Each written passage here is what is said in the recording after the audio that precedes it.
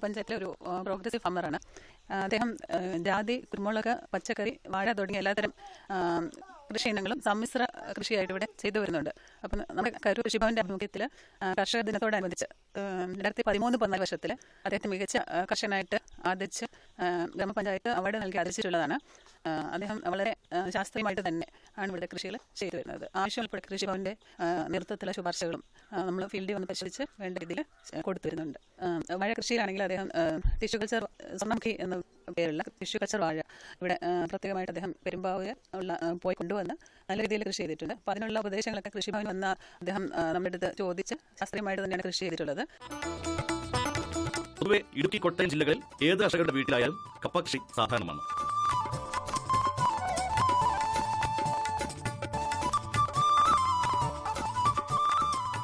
കിളച്ച് കൂന കുട്ടി അതിലേക്ക് 4 മുട്ട് നീളത്തിൽ മുറിച്ച കപ്പത്തണ്ടാണ് നടുന്നത്.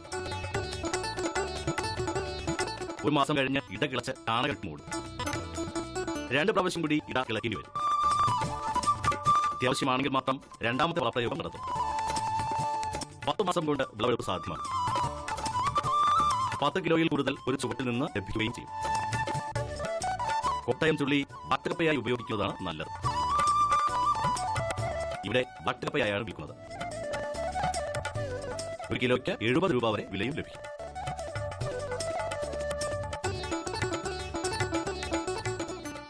ചുവട് കൊക്കോയും ഇവിടെ കഴിച്ചുകൊണ്ടിരിക്കുന്നു.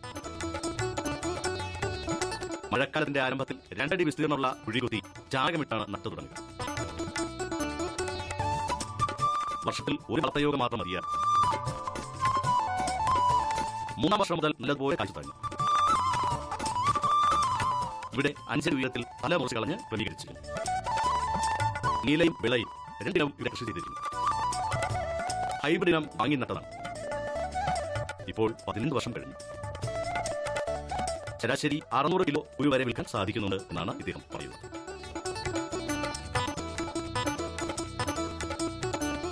കരൂർ പഞ്ചായത്തിലെ ഏറ്റവും നല്ല കർഷകരിൽ ഒരാളായ നമ്മുടെ മാനുവൽ കൊച്ചേരിയിൽ, ഞങ്ങളൊക്കെ വിളിക്കുന്നത് കുഞ്ഞുമാൻ കൊച്ചേരിയിൽ നിന്നാണ് വിളിക്കപ്പെടുന്നത്.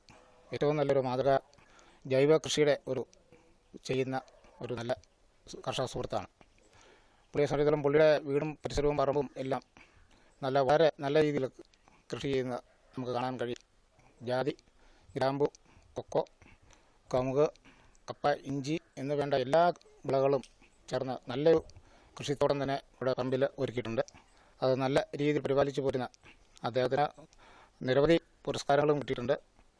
നല്ല രീതിയിൽ അത് പരിപാലിക്കുകയും മറ്റുള്ളവരുടെ മാതൃക കൂടെ ആക്കി തീർത്തക്ക രീതിയിലാണ് കൃഷിത്തോട്ടം ചെയ്തിരിക്കുന്നത്. ആര് വന്നു കഴിഞ്ഞാലും അതിനെക്കുറിച്ചുള്ള കാര്യങ്ങളെല്ലാം വിശദമായിട്ട് പറഞ്ഞ് മനസ്സിലാക്കി കൊടുക്കുകയും എല്ലാവർക്കും മനസ്സിലാത്ത രീതിയിൽ അത് കാണിച്ചു കൊടുക്കുകയും ചെയ്യുന്ന അദ്ദേഹം നല്ലൊരു മനസ്സിൻ്റെ ഉടമ കൂടിയാണ്. കാപ്പി റോബസ്റ്റൈനും കൊക്കോയ്ക്കിടയായി കൃഷി ചെയ്തിരുന്നു. 12 വർഷമായ ചെടികളാണ്. ഇതിന് ജൈവവളം മാത്രമാണ് കൊടുക്കുന്നത്. വർഷത്തിൽ ഒരു വിളവെടുപ്പ് മാത്രമേ ഉള്ളൂ. റീപ്ലാന്റിന്റെ ആവശ്യം വരാറില്ല. ദീർഘായുസാണെന്നാണ് കുഞ്ഞുമ്മൻ പറയുന്നത്. കാപ്പിക്കുരു ഉണക്കി കൊടുക്കുകയാണ് ചെയ്യുന്നത്. 450 കിലോയോളം ലഭ്യമെന്ന് പറയുന്നു. 2 സങ്കരയിന പശുവും ഇവിടെ വളരുന്നു. ചാണകത്തിനും ബയോഗ്യാസിനും വേണ്ടിയാണ് വളർത്തുന്നത്. പാൽ കട്ടപ്പടില്ല. 2 മലബാർ ഇനം മരുന്നെയും വളർത്തുന്നുണ്ട്. ഇതിന്റെ തീറ്റയ്ക്കായി 50 സെന്റിൽ നെപ്പിയർ ഇനം പുല്ലും കൃഷി ചെയ്തിട്ടുണ്ട്. ഇന്റഗ്രേറ്റഡ് ഫാമിംഗ് സിസ്റ്റത്തിന് മൃഗപരിപാലനം അത്യാവശ്യവുമാണ്. മേൽനോട്ടത്തിൽ നടക്കുന്ന ജാതിയും മഴയും പോലെ തന്നെ ഞാൻ ഇഞ്ചി, മഞ്ഞൾ നെയ്യാവായിട്ട് കൃഷി ചെയ്യുന്നു. ഏകദേശം ഒരു 200-300 കണ്ട ഇഞ്ചിയും അതുപോലെ തന്നെയുള്ള മഞ്ഞളുമുണ്ട്. ജൈവവളമാണ് കൂടുതലായിട്ട്. ചാണകം, എല്ലുപൊടി എന്ന വളങ്ങളാണ് കൂടുതലായിട്ട് ഉപയോഗിക്കുന്നത്. ഏകദേശം ഒരു 10 ഇരട്ടിയോളം വിത്ത് നട്ടതിന് 10 ഇരട്ടിയോളം തന്നെ ഒരു ഈൽഡ് കഴിഞ്ഞ വെള്ളം കിട്ടുകയുണ്ടായി. അതിൻ്റെ ആ വിത്തെടുത്ത് ഞാൻ കൊല്ലം നമ്മൾ കൃഷി ചെയ്തിരിക്കുന്നത്. ഏകദേശം വിളവെടുക്കാറായി വരുന്നു. വളരെ നല്ല രീതിയിൽ തന്നെ പോകുന്ന ഒരു കൃഷിയാണെന്ന് തോന്നുന്നു. മകൻ നേതൃത്വത്തിലാണ് ഇഞ്ചിയും മഞ്ഞളും കൃഷി ചെയ്തിരിക്കുന്നത്. 100 കിലോ വിത്തിഞ്ചി വാങ്ങി നട്ടതാണ്. നിലനിരപ്പിൽ നിന്ന് അരയായി പൊക്കി അടാമിട്ട് 6 ഇഞ്ച് അകലത്തിൽ ചെറിയ കുഴി കുത്തി അതിൽ എല്ലുപൊടിയും ചാണകപ്പൊടിയും ഇട്ട് അതിലേക്കാണ് വിത്തിഞ്ചി വെച്ച് മൂടുന്നത്. വേപ്പിൻ പിണ്ണാക്കും ചാണകവും കലക്കി ഓരോ മാസവും ഒഴിച്ചു കൊടുക്കും. 6 മാസം ഇഞ്ചി വിളവെടുക്കാൻ സാധിക്കും. സാധാരണയായി 15 ഇരട്ടിയാണ് വിളവ് ലഭിക്കുന്നത്. മഞ്ഞളും ഇഞ്ചിയും കൃഷി ചെയ്യുന്ന രീതിയും വളപ്രയോഗവും എല്ലാം ഒരുപോലെ തന്നെയാണ്. മഞ്ഞളിന് കീടരോഗങ്ങളും സാധാരണയായി ഉണ്ടാകാറില്ല. ഇഞ്ചിക്ക് ചുറ്റുമായി മഞ്ഞൾ നട്ടാൽ ഒരു പരിധിവരെ ഇഞ്ചിയെ കീടരോഗബാധയിൽ നിന്ന് രക്ഷിക്കാനും സാധിക്കുമെന്ന് കർഷകർ പറയുന്നു. 75 കിലോ വിത്ത് മഞ്ഞൾ ഇവിടെ നട്ടതാണ്. ഇഞ്ചിയേക്കാൾ 2 മാസം മഞ്ഞളിന് മൂപ്പ് കൂടുതലാണ്. മഞ്ഞളിൽ സാമാന്യം നല്ല വിളവ് ലഭിച്ചുകൊണ്ടിരിക്കുന്നു. ഏകവിള കൃഷിക്ക് പകരം വിളകൾ മാറി മാറി കൃഷി ചെയ്തും ഒന്നിലധികം വിളകൾ ഒരുമിച്ച് ചെയ്തും കൃഷി ലാഭകരമാക്കാമെന്നാണ് കുഞ്ഞുമോൻ പറയുന്നത്. ഈ രംഗത്തേക്ക് കൂടുതൽ പേർ കടന്നുവരാൻ ഈ മാതൃക പ്രേരണയാകുമെന്നും ഇദ്ദേഹം പ്രത്യാശിക്കുന്നു.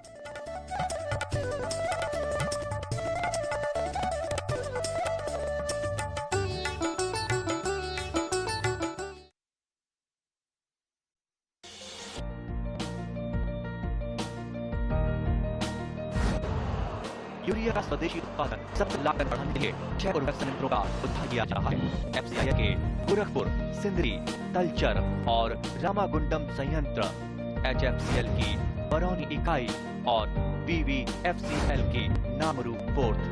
सोने पर सुहागा ये है कि देश में बनेगा सिर्फ नीले यूरिया, क्योंकि इससे होगा किसानों का फायदा ही फायदा। अनाज का उत्पादन 10% तक बढ़ेगा। बढ़ेगी 10 से 15% नाइट्रोजन क्षमता।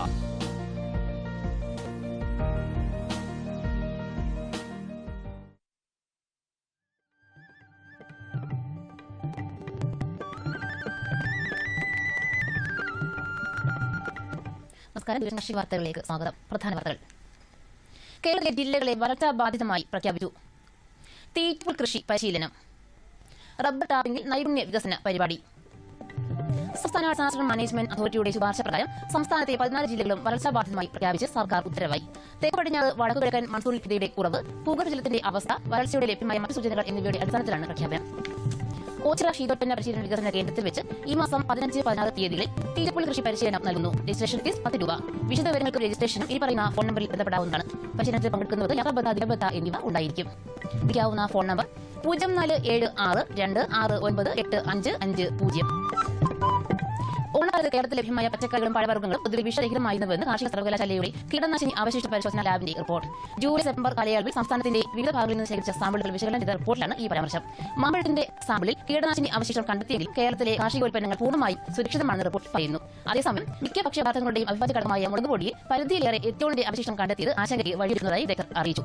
സുഗന്ധവ്യഞ്ജനങ്ങളിലെ അവശിഷ്ട വിഷാംശത്തെപ്പറ്റി വിശദമായ പഠനങ്ങൾ ആവശ്യമാണെന്ന് പരിശോധനാ ഫലങ്ങൾ സൂചിപ്പിക്കുന്നു. കോട്ടയം ജില്ലയിൽ ഏറ്റുമാനൂർ നിയോജക മണ്ഡലത്തിലെ അപ്പർ കുട്ടനാട് മേഖലയിൽ ഉൾപ്പെട്ട കുമരകം ഗ്രാമപഞ്ചായത്തിലെ മിത്രാൻകായൽ പാടശേഖരത്തിൽ 8 വർഷങ്ങൾക്ക് ശേഷം കൃഷിവകുപ്പും കർഷകരും ചേർന്ന് നെൽകൃഷി തിരിച്ചുകൊണ്ടുവരുന്നു. ഇതിന്റെ ഭാഗമായുള്ള വിത്ത് വിതയ്ക്കൽ ഉദ്ഘാടനം നാളെ വൈകിട്ട് 4 മണിക്ക് ഏറ്റുമാനൂർ MLA സുരേഷ് കുറുപ്പിന്റെ അധ്യക്ഷതയിൽ ചേരുന്ന യോഗത്തിൽ വെച്ച് കൃഷിവകുപ്പ് മന്ത്രി VS സുനിൽകുമാർ നിർവഹിക്കും. കുടപ്പനക്കുന്ന് ഗവൺമെന്റ് പോൾട്രി ഫാമിൽ നിന്നും 60 ദിവസം പ്രായമായ കോഴിക്കുഞ്ഞുങ്ങളെ കോഴി 100 രൂപ നിരക്കിൽ ഈ മാസം 22-ാം തീയതി പാലിയോട് ആശുപത്രിയിൽ നിന്ന് വിതരണം ചെയ്യുന്നതാണ്. താല്പര്യമുള്ളവർ മുൻകൂറായി പേര് രജിസ്റ്റർ ചെയ്യണമെന്ന് വെറ്ററിനറി സർജൻ അറിയിച്ചു. കൂടുതൽ വിവരങ്ങൾക്ക് വിളിക്കാവുന്ന ഫോൺ നമ്പർ 8889933922, മറ്റൊരു നമ്പർ 9846725905, മറ്റൊരു നമ്പർ 9895518156.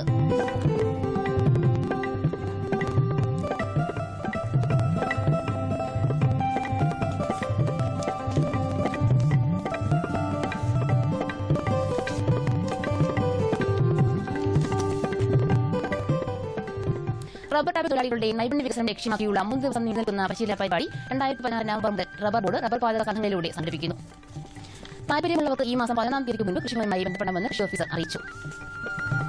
കേന്ദ്ര സർക്കാർ നൈപുണ്യ വികസന സംരംഭകത്വ വികസന മന്ത്രാലയം നടപ്പാക്കുന്ന പ്രധാനമന്ത്രി കൗശൽ വികാസ് യോജന പ്രകാരമുള്ള ഈ പരിശീലന പരിപാടിയുടെ പ്രായം 18-നും 55-നും മധ്യയാണ്.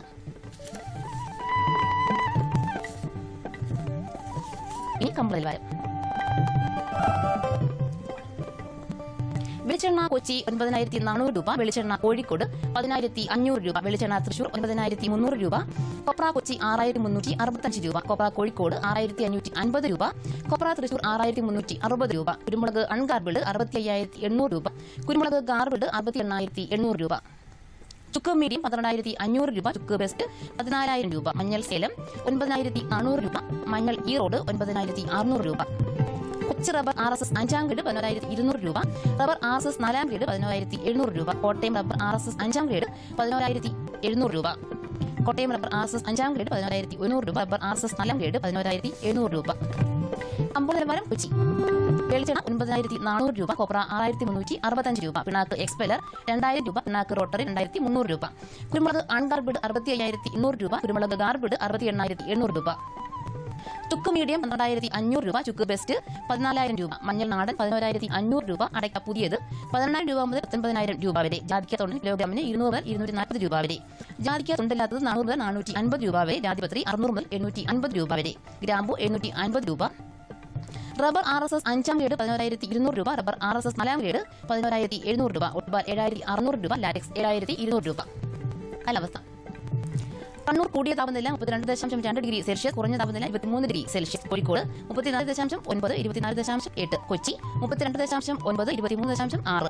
ആലപ്പുഴ 33.2, 21.8. പുനലൂർ 34.8, 22.5. Thiruvananthapuram 33, 23.2 degree Celsius. കാർഷിക വാർത്തകൾ സമാപിക്കും. നമസ്കാരം.